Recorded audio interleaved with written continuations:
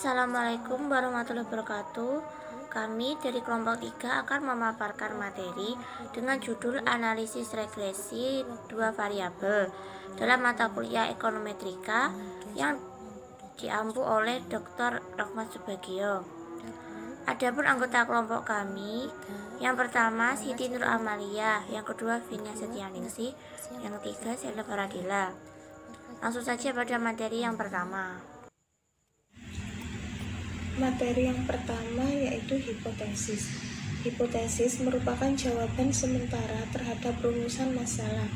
Dikatakan sementara karena jawaban yang diberikan masih berdasarkan pada teori yang relevan, belum didasarkan pada fakta-fakta empiris yang diperoleh melalui pengumpulan data.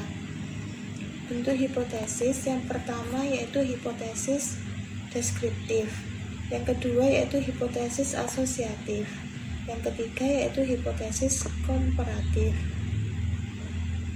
Yang pertama yaitu hipotesis deskriptif, yaitu yang berkenaan dengan variabel mandiri. Contoh rumusan masalah: seberapa tinggi semangat kerja karyawan di PT kali X. HO sama dengan A, semangat kerja karyawan di PT kali X sama dengan 75% dari kriteria ideal yang ditetapkan. B, semangat kerja karyawan di PT kali X paling sedikit 75% dari kriteria ideal yang ditetapkan lebih besar sama dengan C, semangat kerja karyawan di PT kali X paling banyak 75% dari kriteria ideal yang ditetapkan lebih kecil sama dengan.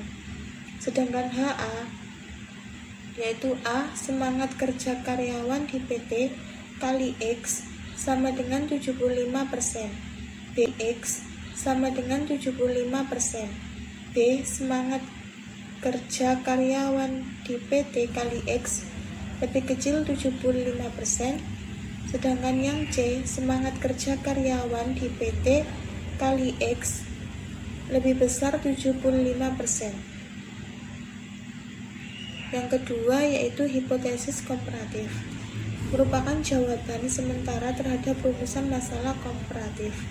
Contoh rumusan masalahnya yaitu bagaimana produktivitas kerja karyawan PT kali X bila dibandingkan dengan PT kali Y. HO yaitu A, tidak terdapat perbedaan produktivitas kerja antara karyawan di PT kali X dan PT kali Y. B, produktivitas karyawan di PT kali X lebih besar sama dengan PT kali Y. C, produktivitas karyawan di PT kali X lebih kecil sama dengan PT kali Y. Sedangkan HA yaitu A, produktivitas kerja antara karyawan di PT kali X tidak sama dengan PT kali Y. B, produktivitas karyawan di PT kali X lebih kecil PT kali Y.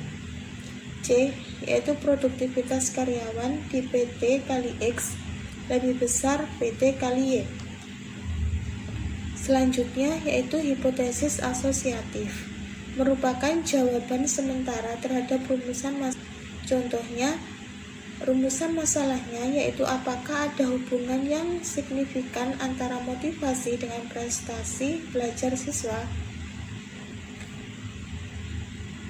Hipotesis penelitian yaitu terdapat hubungan yang positif dan signifikan antara motivasi dengan prestasi belajar siswa.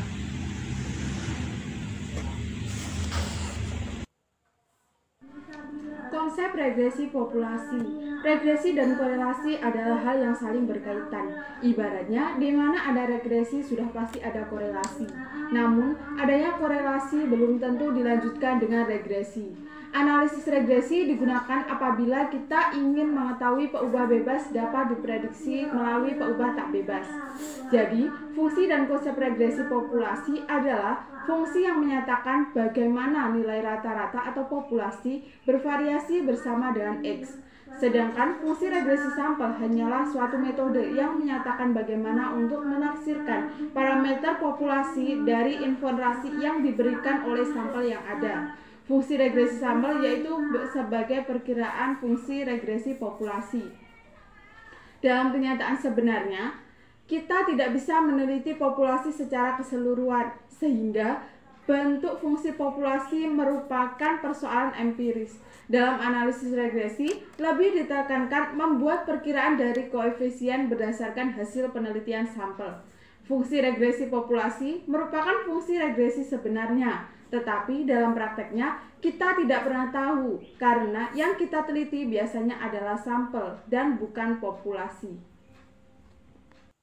Pengertian linier. Persamaan linier adalah sebuah persamaan aljabar yang tiap sukunya mengandung konstanta atau perkalian konstanta dengan variabel tunggal. Persamaan ini dikatakan linier sebab hubungan matematis ini dapat digambarkan sebagai garis lurus dalam sistem koordinat Kartesius.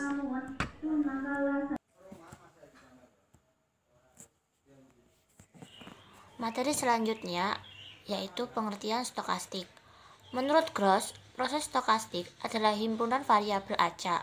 Semua kemungkinan nilai yang dapat terjadi pada variabel acak X atau T disebut ruang keadaan atau state space. Satu nilai T kecil dari T besar disebut indeks atau parameter waktu. Stokastik dicirikan oleh ketidakpastian nilai parameternya dan time varian. Stokastik ini tidak dapat ditentukan fungsinya dengan pasti, namun harga berupa kisaran fungsi yang nilainya belum dapat ditentukan. Contoh dari stokastik sendiri adalah jumlah daun yang berguguran dari hari ke hari, namun belum dapat dipastikan berapa jumlahnya, dan fungsi seperti apa yang dapat menggambarkan proses bergugurnya daun-daun tersebut. Yang selanjutnya yaitu pengertian disturbance term. Disturbance term adalah suatu sinyal yang cenderung mempengaruhi nilai keluaran dari suatu sistem. Disturbance yang dihasilkan oleh sistem dinamakan internal disturbance, sedangkan disturbance yang muncul dari luar sistem disebut external disturbance. Disturbance term biasanya disimbolkan dengan E atau disebut variabel pengganggu atau kesalahan yang merupakan variabel random. Materi yang terakhir yaitu fungsi regresi sampel. Jadi, yang dianalisis adalah fungsi regresi sampel sebagai perkiraan fungsi regresi populasi. Fungsi regresi inilah yang sering digunakan untuk meramalkan Y jika variabel bebas atau X diketahui. Dalam hal ini, maka regresi sampel merupakan pendekatan garis regresi sebenarnya. Maka peran pengambilan sampel yang mewakili populasi menjadi penting.